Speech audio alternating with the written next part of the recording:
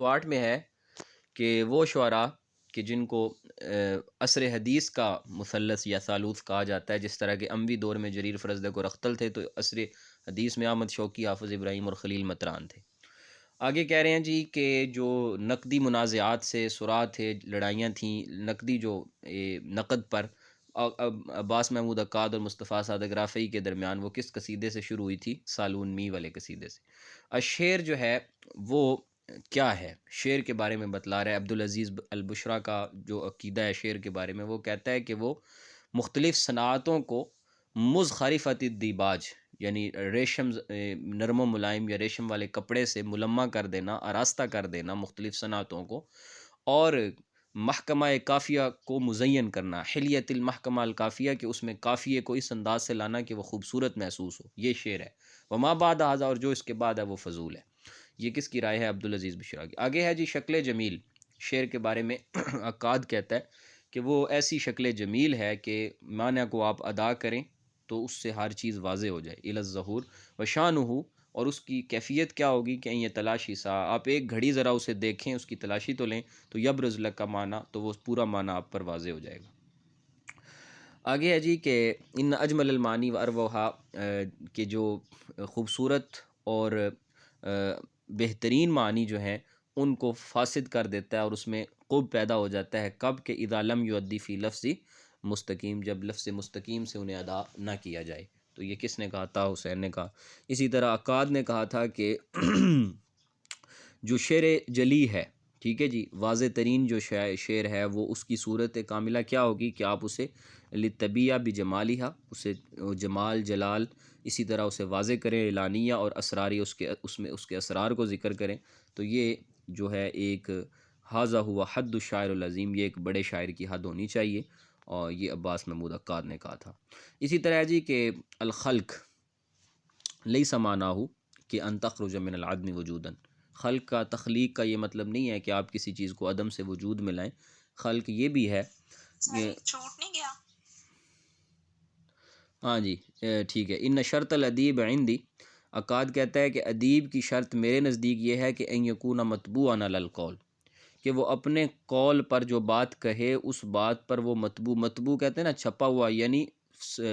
فطری صلاحیت والا ہو۔ یہ نہیں ہے کہ وہ کہیں کسی سے دیکھے پکڑے کاپی کرے، بلکہ وہ خود مطبوع ہو، یعنی اس میں فطری صلاحیت ہو اس بات کے کہنے کی،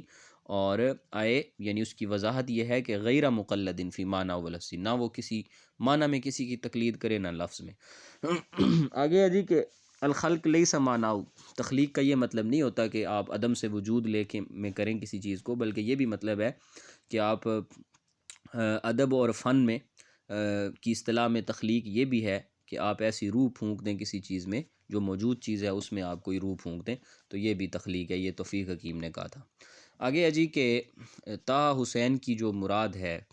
اس قول سے کون لوگ ہیں؟ کہ الادباء ثلاثہ، تین ادیب ایسے ہیں کہ ادب ان کے، وہ ادب کے ساتھ نہیں رہتے بلکہ ادب ان کے ساتھ رہتا ہے، یہ حافظ شوقی اور مفن فلوتی کے بارے میں کہا تھا۔ آگے ہے جی کہ 117 میں ہے کہ شوقی ینظم، حافظ یبنا اور مطران یبتدے، کہ شوقی جو ہے وہ جوڑتا ہے، ٹھیک ہے جی، اور حافظ جو ہے وہ بنا ڈالتا ہے، یعنی بنیاد رکھتا ہے، اور مطران جو ہے وہ جدید چیز کرتا ہے، کوئی نیا کچھ کرتا ہے، یہ اسماعیل صبری نے کہا تھا۔ آگے ہے جی کہ جو عصر حدیث کے جو نقاد ہیں، تو احمد شوقی نے کے بارے میں اطلاق کیا جاتا ہے، نقاد نے یہ اطلاق کیا ہے کہ وہ امیر الشعراء ہے، اور حافظ کے بارے میں کہا ہے کہ وہ شاعر النیل ہے، اور اسی طرح عصر حدیث میں رشید سلیم خوری کے بارے میں کہا ہے کہ وہ شاعر القروی ہے، اور عبداللہ الخوری کے بارے میں کہا ہے کہ وہ کیا ہے؟ بشارہ خوری جس کو ہم کہتے ہیں، کہ وہ اختل الصغیر ہے، اس زمانے کا اختل ہے۔ اور 123 میں ہے کہ ناقدین کا اس پہ جو انہوں نے یہ جو لقب شاعر النیل کہا نا اس کو، حافظ ابراہیم کو، وہ کیوں کہا؟ وہ اس لیے کہا کہ لِأَنَّهُ وُلِدَ فِي باخرہ، وہ ایک ایسے بحری بیڑے میں پیدا ہوا کہ راسیۃ علی النیل، جو دریائے نیل پہ کھڑا تھا، تو اس لیے اس کو شاعر النیل کہا جانے لگا۔ قد اطلق، اسی طرح نقاد نے جو شاعر قطرین کہا، وہ اس لیے کہا کہ وہ لبنان میں پیدا ہوا، لبنان پہلے چونکہ سوریہ کی سرحد تھی، اور اسی طرح پھر وہ مصر میں آ کے رہا، تو اس لیے اسے خلیل مطران کہتے ہیں۔ قد عاب طٰ حسین، طٰ حسین نے عیب نکالا ایلیا بماضی کی شاعری میں، کہ اس نے جو قصیدہ تھا نا التین والا، اس میں اس نے اختیار کیا دال ساکن کو بطور قافیہ، وہ اس کا قصیدہ تھا، اس میں اس نے کہا تھا کہ نصت تین ساعتن انہ تین فقیر حقیر اور وزلال تیہن و عربد. تو اس قصیدے کے اندر اس نے جو ہے وہ تینیہ قصیدہ اس کو کہتے ہیں ایلیا بیمازی کا، اس میں اس نے دال پہ جو ہے وہ رکھا تھا قافیہ، تو اس لیے اس نے اس پہ عیب نکالا کہ یہ رکھنا ٹھیک نہیں ہے، اس سے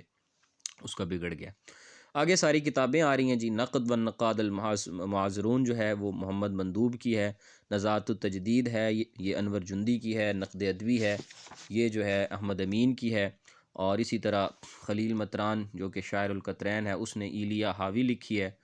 اور یہ ساری نقد کی کتابیں ہیں. اسی طرح شعر العربی المعاصر طاہر احمد مکی کی ہے، حدیث العرب عطا حسین کی، مطالعات فی الکتب والیات عقاد کی ہے، مراجعات فی الآداب والفنون عقاد کی ہے، قواعد النقد الادبی یہ کرمبی کی ہے، ادب المعاصر طہ حسین کی ہے، قضایا النقد بین القدیم والحدیث محمد ذکی اشماوی کی ہے، اور اسی طرح نقد الادبی الحدیث محمد غنیمی الہلال کی ہے. تو یہ کتابیں ہیں جی، ان کتابوں کو بھی اچھے سے یاد کرنا ہے.